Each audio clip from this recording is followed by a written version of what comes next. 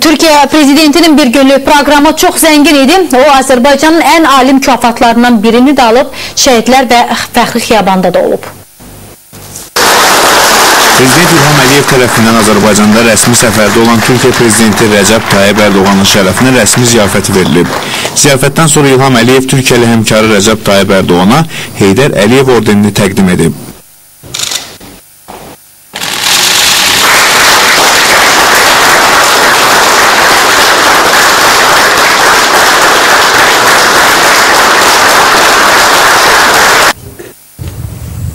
Daha sonra Rəcəb Tayyib Ərdoğan fəxri xiyabana gələrək Heydər Əliyevin xatirəsini ehtiramla yad edib, məzarı önünə əkil qoyub.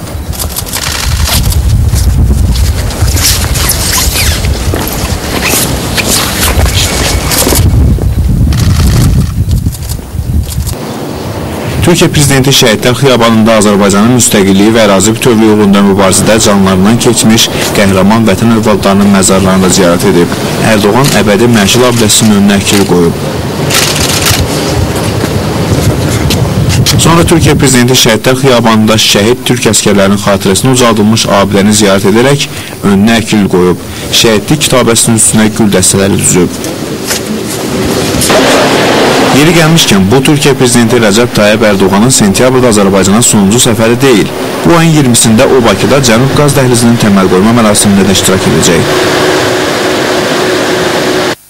Onu da deyim ki, Azərbaycandan da Ərdoğana bir jest olub. İlham Əliyev Rəcəb Tayyib Ərdoğanı gənclikdə inşa olunmuş iqamətgahında qarşılayıb. Ərdoğan yeni istifadəyə verilən iqamətgahın ilk qonağı idi.